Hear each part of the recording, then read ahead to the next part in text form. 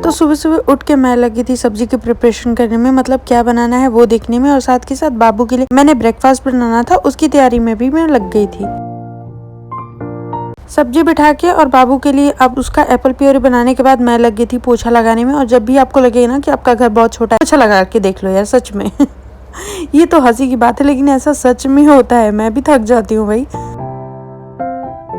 देखो घर छोटा हो या बड़ा हो, काम तो सबके लगभग सेम सेम होते हैं, बस बड़े घर में थोड़ा ज्यादा पोछा ज्यादा झाड़ू करना पड़ता है। और कुछ काम ऐसे होते हैं ना जो लोगों को दिखते भी नहीं है, जैसे नेपल वॉश करना, बोतल में पानी गर्म करके रखना, बच्चों के लिए उनके कपड़े धोना, सुखाना, फोल्ड करके रखना और पानी भर के रखना। ये सारी चीजें ना कभी किसी को दिखती ही नहीं है। इस पे मैंने एक रील्स भी डाली है कि बोतलें भरो ना तो महाभारत हो जाती है।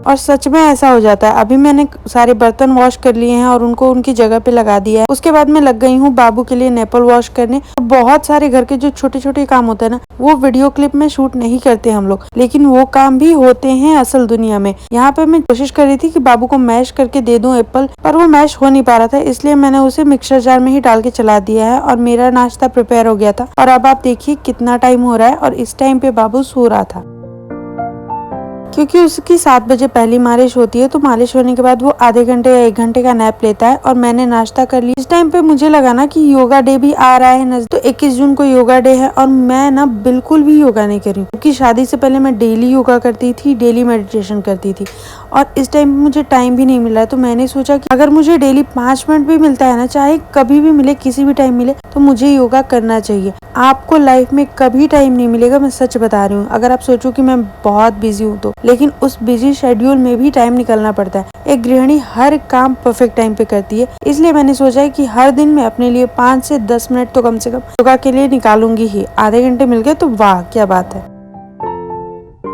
और सच बताऊं ना तो मेरी जो नॉर्मल डिलीवरी हुई थी ना, उसमें योगा का बहुत बड़ा हाथ था। मैं थोड़ी बहुत एक्टिव रहती हूँ, उसका भी तो हाथ था, लेकिन योगा सबसे ज्यादा इम्पोर्टेंट था। लास्ट के दिनों में मैंने बहुत योगा किया था, और वो भी ऐसा वैसा नहीं, जो नॉर्मल डिलीवरी होने के लिए यूजफुल होते हैं योगा, वो सारे योगा किए थे मैंने। और इतनी ज्यादा स्ट्रेस चढ़ी थी ना, मतलब सीढ़ियाँ इतनी ज्यादा चढ़ी थी मैंने कि बहुत अच्छे से नॉर्मल डिलीवरी होगी मेरी, और मुझे बहुत ज्यादा दिक्कत भी नहीं हुई, मतलब दर्द तो हुआ ही नहीं।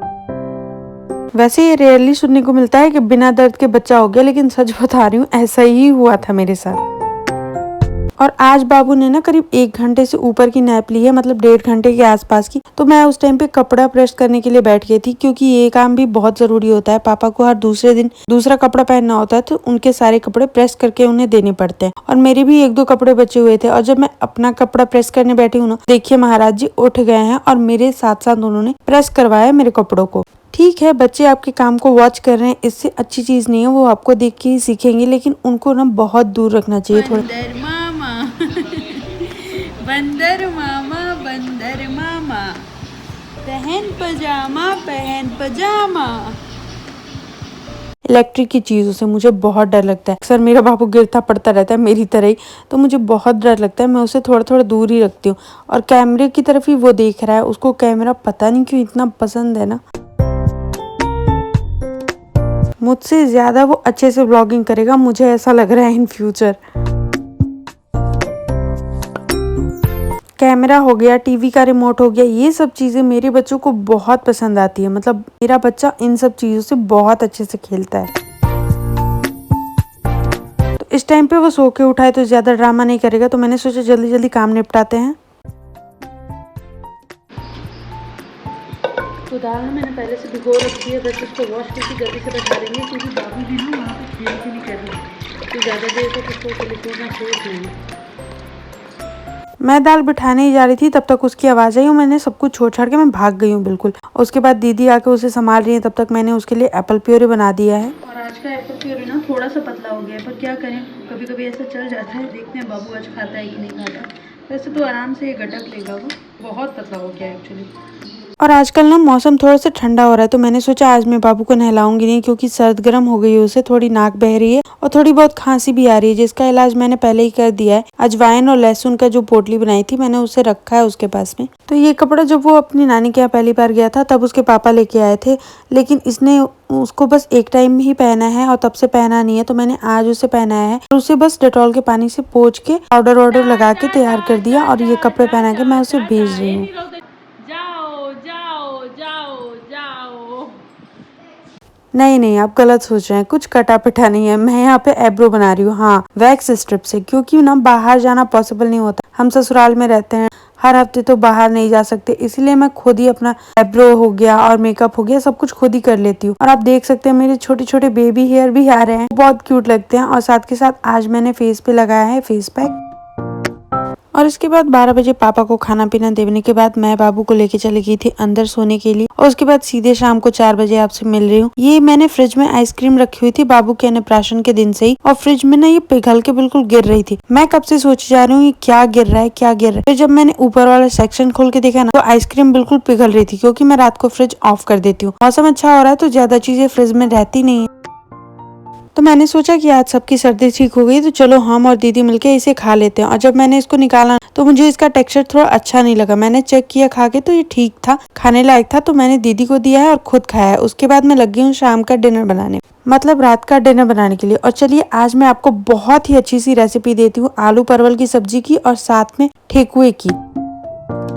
तो सबसे पहले हम एक कढ़ाई में तेल गरम करेंगे, उसमें डालेंगे लहसुन और मिर्च। आप चाहे तो इसे कूट के भी डाल सकते हैं, मैंने ऐसे ही खड़ा डाला है क्योंकि ये गल जाएगा आराम से। और फिर हमको परवल काट लेना है, आलू काट लेना है एक साइज में। और हाँ, आप चाहे तो परवल को फ्राई कर सकते हैं, मैंने यहाँ पे फ्राई कर लिया है, ये टोटली ऑप्शनल है। इसके बाद हम इसमें ऐड करेंगे प्याज और टमाटर, जो चॉप है, फाइन चॉप नहीं है, ऐसे ही रफली चॉप करके इसमें ऐड कर देंगे। थोड़ा थोड़ा ही ऐड करना है, एक प्याज और एक टमाटर मैंने ऐड किया।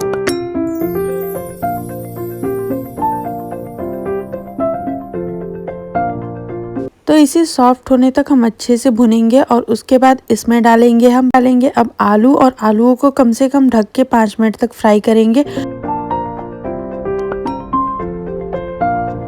जीरा मिर्च, धनिया का पाउडर और उसके साथ नमक। आप जो भी मसाले खाते हैं वो आप इसमें ऐड कर सकते हैं, कोई प्रॉब्लम नहीं है।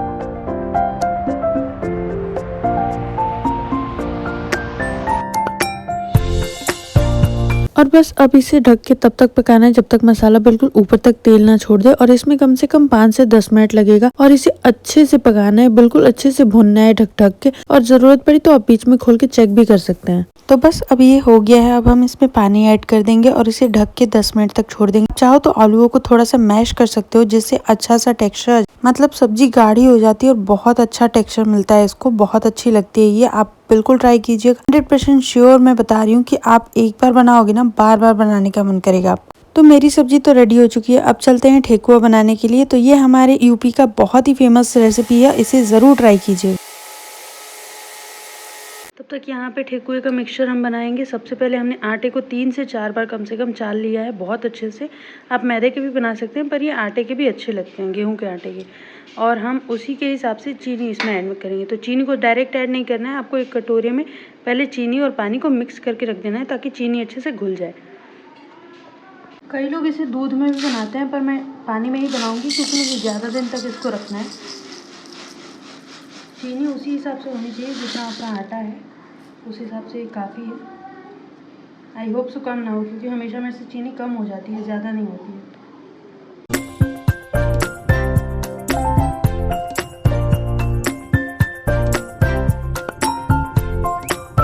ये हल्का मीठा ही होता है, बहुत ज़्यादा मीठा नहीं होता है। अब हम इसमें पानी ऐड कर देंगे।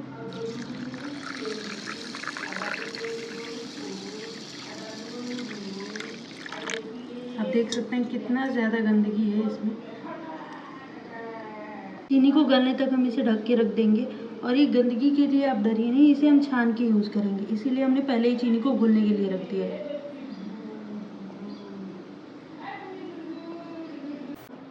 तो चीनी ना पूरी तरीके से गल गई है, अब हम इसे छान लेंगे।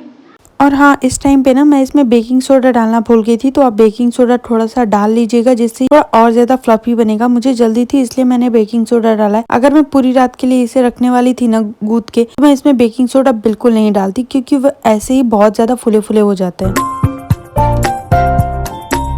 और ये एक ऐसी रेसिपी है ना, जिसे बना के आप 5 से 6 दिन तक आराम से रख सकते हैं, ये बिल्कुल खराब नहीं होगी। शर्त ये है कि आप उसे दूध से ना गूंथे, दूध से भी गुथे हुए 4-5 दिन तक चल ही जाते हैं। तो हो गया है, और इसको ढक के हम 1 घंटे के लिए छोड़ेंगे। इसको आप चाहें तो 3 से 4 या 5 घंटे के लिए भी छोड़ सकते हैं, मतलब जितना ज़्यादा देर तक छोड़ो ना, उतना अच्छा और फ्लफी बनता है। पर मेरे पास इतना टाइम नहीं है, तो मैं 1 से 1.5 घंटे इसको छोड़ने वाली हूँ।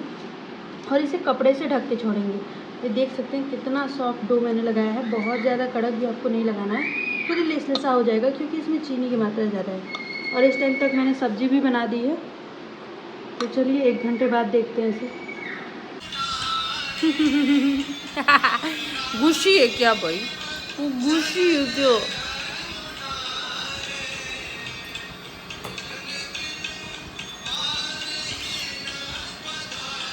दांत दिखाओ, दांत दिखाओ, दांत दिखाओ। तो चलिए मैंने कढ़ाई गरम कर दी है और अब इसे बनाने की बारी है। तो कढ़ाई में हम डालेंगे रिफाइंड ऑयल। इसे सरसों तेल में नहीं बनाते, बहुत कम ही लोग होंगे जो इसे सरसों तेल में बनाते होंगे।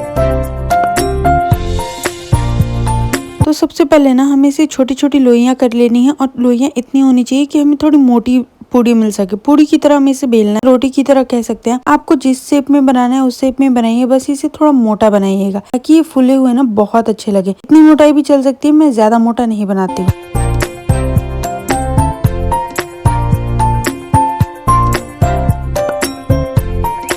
और अब आप देखिए, एक भी मेरा ऐसा पुआ नहीं बना था जो फूट गया था, चाहे जिसमें बहुत ज्यादा ऑयल चला गया हो, चाहे जो फुला ना। हर एक पुआ मेरा बहुत क्लियरली बहुत अच्छे से फुला फुला बना है, बहुत अच्छा लग रहा था। बस मेरे मीठे की कमी हमेशा हो जाती है। मैं अपनी गलतियां हमेशा बताती हूँ आपको। मैं हमेशा चीनी कम डालती हूँ सब चीजों में, पता नहीं क्यों ऐसा होता है हमेशा।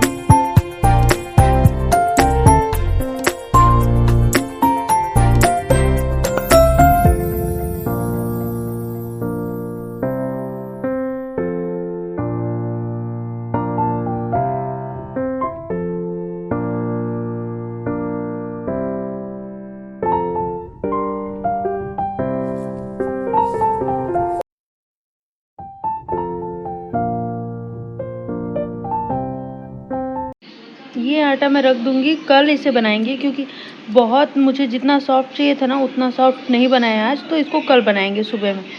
तो चलिए सब कुछ रेडी हो गया है और सब कुछ मैंने फ्राई कर दिया है और थोड़े से आटे मैंने रख दिए हैं कल सुबह के लिए, क्योंकि ये सबको मेरे घर में बहुत पसंद आता है। मैं कल सुबह भी इसे बना दूंगी और कल तक ये आटा ना और ज्यादा फ्लफी हो जाएगा। तो मुझे अगर रात भर रखना होता तो मैं कभी सोडा नहीं डालती, आप भी मत डालिएगा।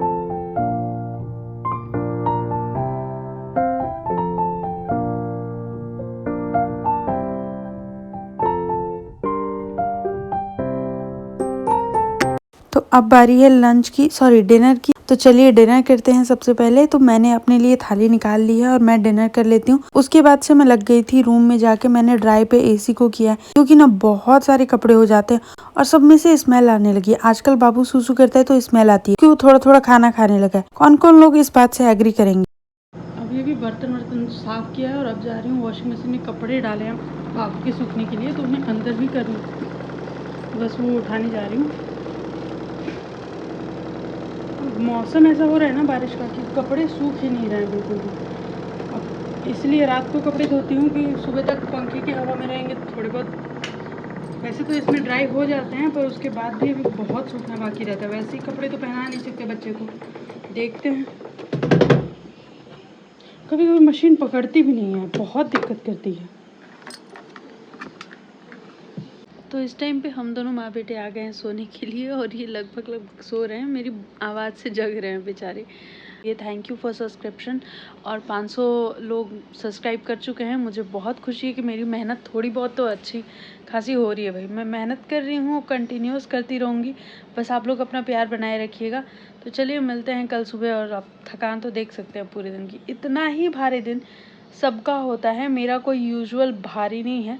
मतलब मैं अकेली नहीं हूँ दुनिया में जिसका इतना बड़ा काम हो रहा है, हर औरत इतना काम करती है। और फिर भी हस्बैंड लोग क्या बोलते हैं, मेरे हस्बैंड भी बोलते हैं काम ही क्या है, 2-3 लोग तो हो घर में, इतना भी नहीं कर सकती ये वो। मतलब इस टाइम की जो सबसे ज़्यादा इम्पोर्टेंट है मेरी पढ़ाई।